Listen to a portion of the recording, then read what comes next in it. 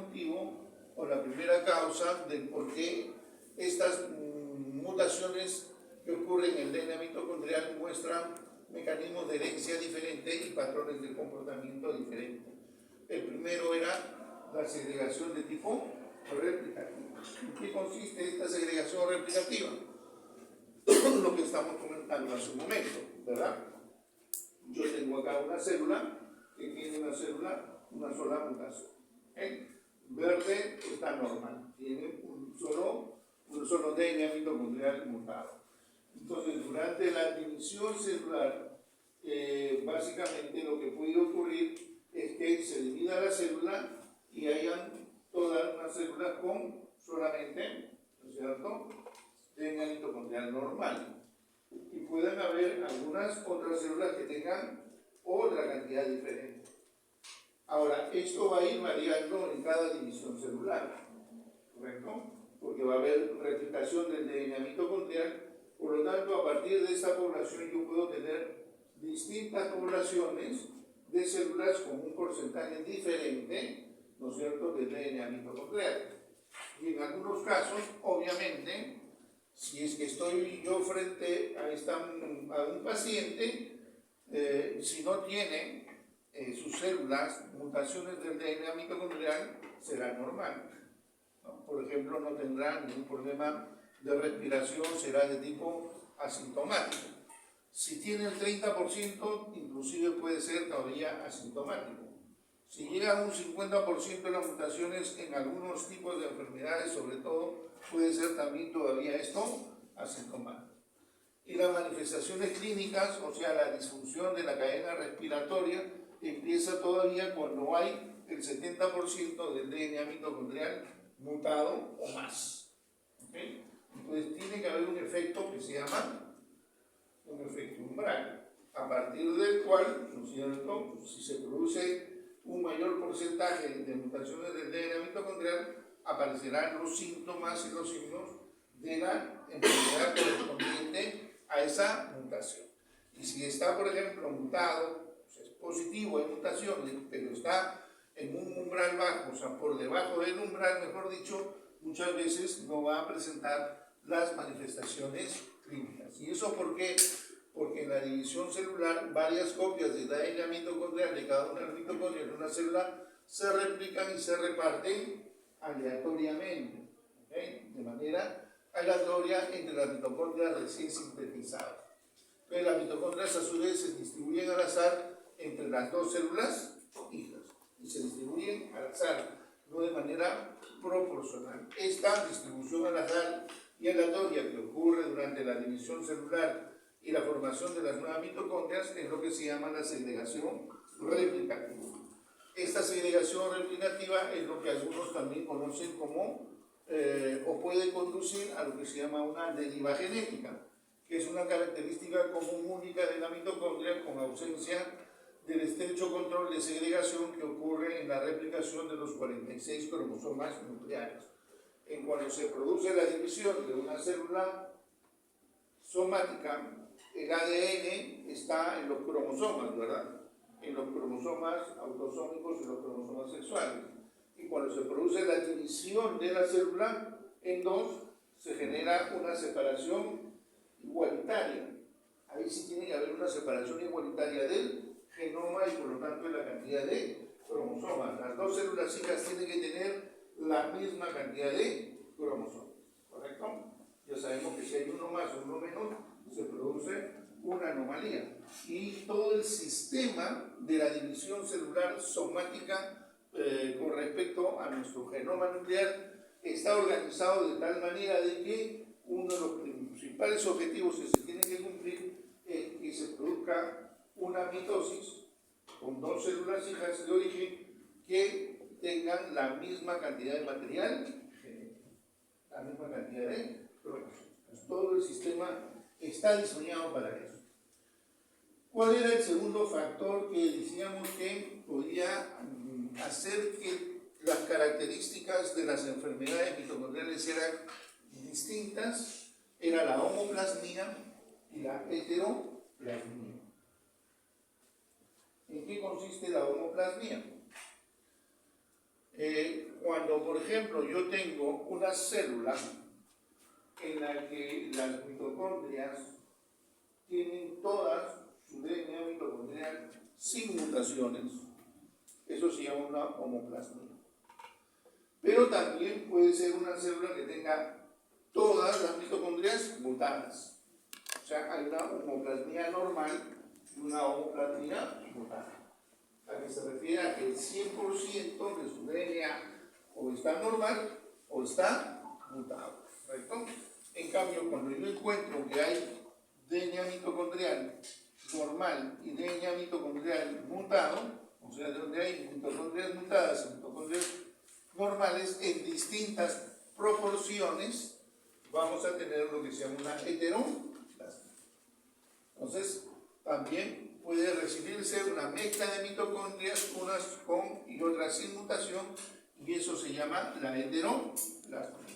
Y la homoplasmia es cuando una célula contiene mitocondrias con DNA normal o toda su población de tipo mutante, ¿correcto? Entonces, dependiendo si hay una homoplasmia o una heteroplasmia, es que muchas veces se producen las manifestaciones clínicas.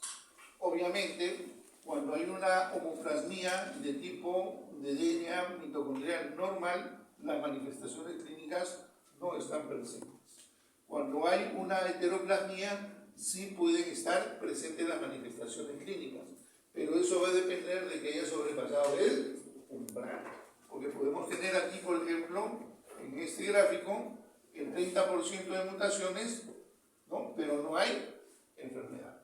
Y aquí, recién cuando tiene el 70% de las mutaciones, empiezan las manifestaciones. ¿Ok? ¿Estamos? Bien, eso es el segundo mecanismo. Y el tercer mecanismo es la herencia materna, ¿no? La forma como se hereda estas mutaciones del DNA mitocondrial, que son básicamente por línea materna, ¿ya? Y esto es en función al proceso de fecundación, porque solamente se transmite el DNA mitocondrial por línea materna. Eso está explicado por el proceso de fecundación. Recordemos que cuando tenemos nosotros un espermatozoide, este espermatozoide, ¿no es cierto?, es más vital, el que tiene mejor movimiento, el que tiene mejor capacidad, ¿no?, va a ser el que va a llegar al sal donde se encuentra el óvulo. Aquí vamos a tener que las mitocondrias tienen en la cabeza lo que es el núcleo, y las mitocondrias se encuentran principalmente en la parte del cuello, ahí. En esta parte de aquí se encuentran las mitocondrias. ¿Ah? Entonces, cuando llegue el espermatozoide hacia el óvulo, se va a primero unir hacia la zona pelúcida, que es la parte amarilla. Una vez que se une a la zona pelúcida, entonces hay una reacción que se llama de tipo acrosómica. Esa reacción acrosómica lo que va a permitir es que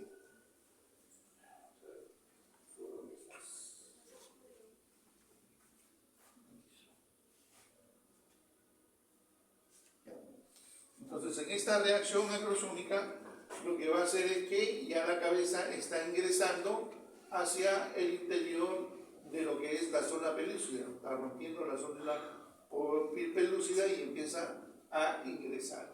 Entonces esta penetración de la zona pelúcida permite que se produzca una fusión del citoplasma de la cabeza del espermatozoide con el citoplasma del óvulo.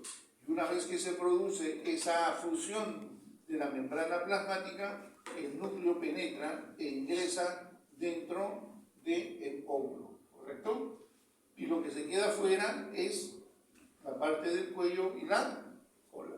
Por lo tanto, las mitocondrias que se encuentran localizadas en el cuello no ingresan, y solamente serán las mitocondrias que existen aquí en la madre las que van a estar presentes. ¿Se entiende? ¿Okay? Entonces acá tenemos que ya ingresó el espermatozoide, acá está el núcleo del espermatozoide y este es el núcleo del óvulo, ¿no?, que se fusionan y con 23 cromosomas del espermatozoide y 23 cromosomas del óvulo, se va a tener el genoma con 46 cromosomas. Pero esta persona que tiene sus 46 cromosomas, este huevo cigoto, esta persona solo va a presentar mitocondrias ¿de qué origen? De origen solamente materno.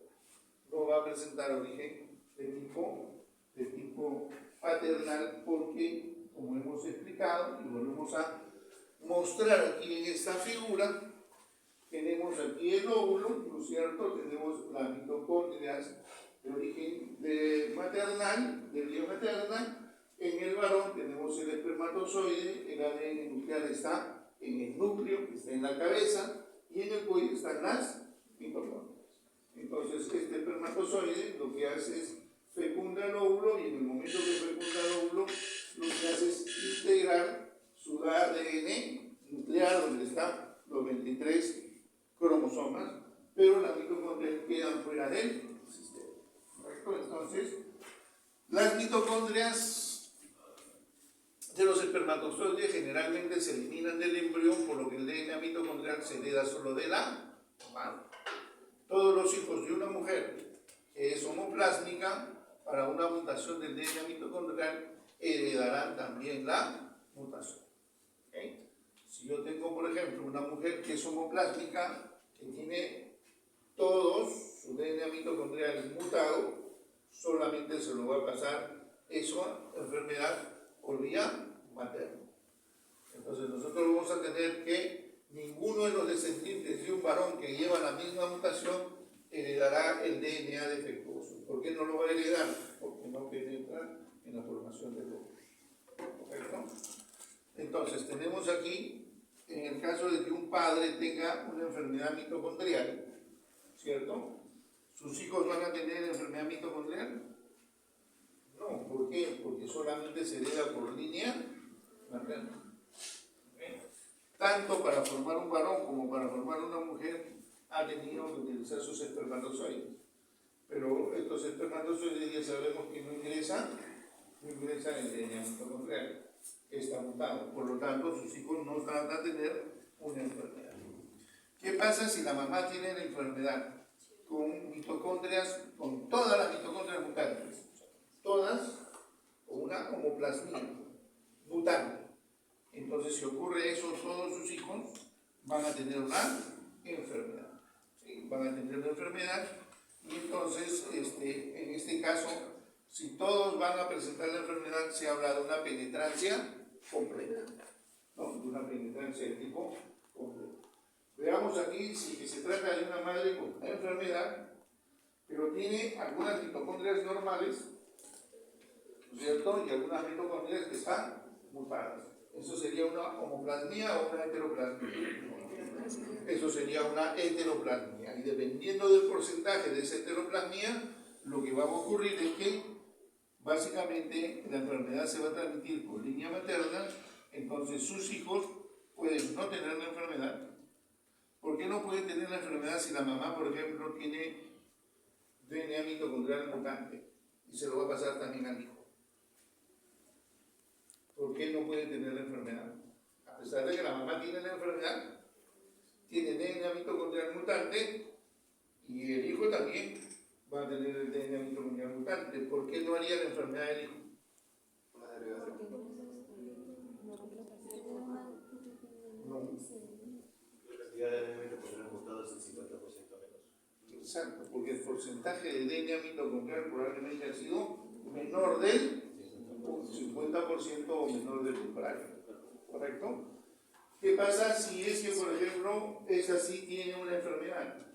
Es porque probablemente la cantidad de enfermedad, la cantidad de DNA mutante es mayor del 50%, mayor del 70%, y si es que ella tiene todas las manifestaciones clínicas o es más severa la enfermedad, es muy probable que tenga menos porcentaje o más porcentaje de DNA mutado. Más porcentaje de DNA mutado, ¿verdad? ¿Sí? Y acá que está en celeste es un varón que también puede tener la enfermedad, pero sin muchas manifestaciones clínicas. ¿Y eso es por qué? Por la cantidad de DNA mitocondrial que presenta la persona. ¿Correcto? Eso va a ser de expresividad variable. ¿Sí? De expresividad variable. ¿Se entiende hasta ahí? ¿Sí? Muy bien. Entonces, eso pasa con herencias, con las enfermedades de herencia de tipo mitocondrial. ¿Ah? A ver, revisamos la siguiente. Se me fue. Nada más donde estamos. Y como la voy a agrandar ahora. Ahí está. Decíamos que también el problema en el cual se produce esa replicación selectiva, ¿no es cierto? Y va a traer como consecuencia una deriva genética, pero al final también esto trae una especie llamado de cuello de botella, ¿no? Se llama el cuello de botella materno, en la que una mujer con 3%, por ejemplo, de ADN mitocondrial tiene una heteroplasmia, ¿cierto? Con 3% de DNA mutado tiene heteroplasmia, pero como tiene solo 3% del DNA mutado, ¿qué pasa?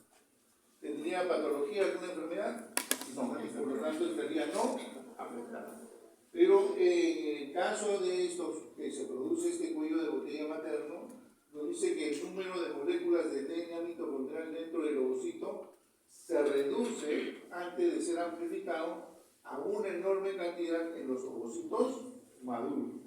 Eso quiere decir que una mujer puede tener solo 3% de DNA mutado mitocondrial, pero cuando se genera el ovocito maduro va a aumentar, va a haber un aumento en el número de ese DNA mitocondrial. Esta restricción y la posterior amplificación del DNA mitocondrial durante la ovogénesis se llama el cuello de botella genético mitocondrial, y el cambio del porcentaje de DNA mitocondrial mutante presente en la descendencia de una madre con heteroplasmia surge de la selección de solo un subconjunto de DNA mitocondrial durante la ovogénesis. Eso entonces significa que una persona que tiene un porcentaje determinado, 5, 10% o 3% de DNA mitocondrial y que no tiene la enfermedad, cuando realiza la ovogénesis hay un efecto de amplificación y entonces puede aumentar, ¿no es cierto?, el porcentaje de número de mutaciones en su óvulo. Y puede ser que haya una reducción total, por lo tanto, vamos a tener un óvulo normal o un aumento significativo, como menos del 50%, menos del 60%, en la que obviamente, si este óvulo es afecundado, probablemente no haya enfermedad, pero podemos tener de 60 a 90% o más en la que sí puede ocurrir la enfermedad y la persona sale con la afectación de la enfermedad mitocondrial. Esto es un poco lo mismo que nos explica el efecto del cuello de botella, ¿okay?, en la cual puede haber, ¿no es cierto?, a partir de un DNA mitocondrial de una persona, un determinado porcentaje de mutaciones, que luego, cuando estos son efectos, cuando se produce la ovogénesis, entonces se produce el efecto del cuello de botella y puede aumentar el porcentaje de ADN mitocondrial mutado. Y entonces, si el niño nace con un porcentaje muy bajo de DNA mitocondrial, probablemente no hay enfermedad, probablemente si tenemos un 50% tenga algún tipo de manifestaciones clínicas, y si es que ya tenemos, por ejemplo, el 80% más, se presenta toda la enfermedad con su expresividad de tipo compleja.